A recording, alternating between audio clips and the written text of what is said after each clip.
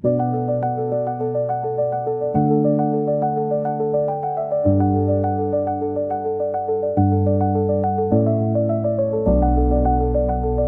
extraordinaire. Je suis Jérémy Poudroux, le président de l'ARCA, l'association réunionnaise de canyonisme et de tunnels de lave. Je suis originaire de Cilaos, il y a mes racines, il y a cette impression-là.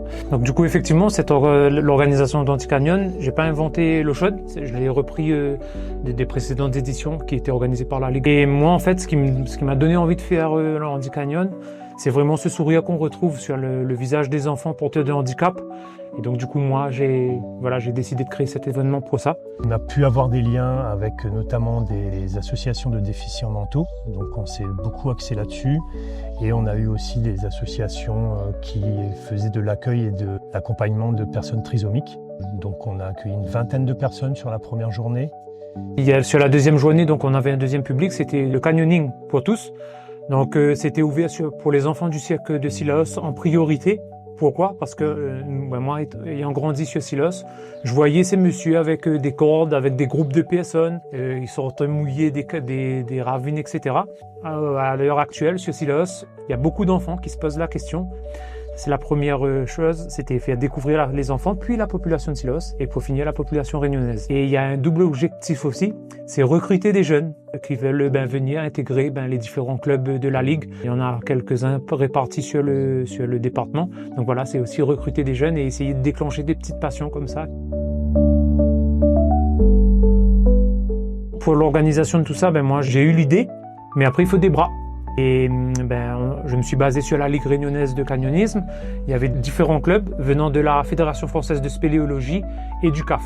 Ensuite, sur place, on était quand même une trentaine de bénévoles. D'ailleurs, je remercie ces personnes qui ont répondu présent et ont activement participé à la tenue de l'événement. C'était ouvert à tous les bénévoles, mais il faut savoir qu'on a quand même pris des bénévoles avec des compétences spécifiques pour l'encadrement dans le canyon. Beaucoup de moniteurs canyon.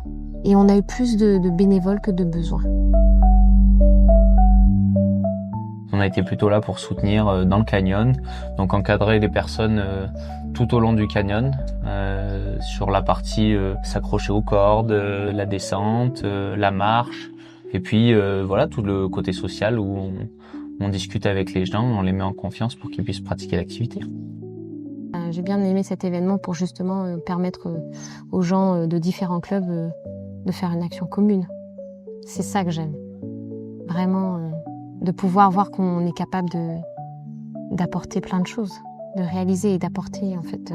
Quand tu vois les jeunes qui reviennent et qui sont tout contents et qui te disent qu'ils ont envie de refaire, mais c'est magnifique. Ça a été fort en émotion parce que de les voir sourire, de pouvoir les emmener dans des endroits qui c'était même pas imaginable pour eux de pouvoir être là. Donc pouvoir leur offrir ça, de les voir progresser avec un grand sourire, c'est un énorme cadeau que Jérémy a pu nous faire en faisant ça. Et c'est touchant de voir le ressenti et le retour que te font les jeunes, même si ils sont pas forcément dans leur élément à ce moment-là, même si physiquement c'est compliqué, au final ils ont le grand smile et ils te remercient d'une manière qui n'est pas forcément reproductible, et ça c'est touchant quoi. Quand on traversait les cascades, c'était trop génial. Un grand merci aux partenaires qui étaient nombreux. Ils ont permis de remercier les enfants et à la ville de Cilaos pour l'accompagnement notamment logistique.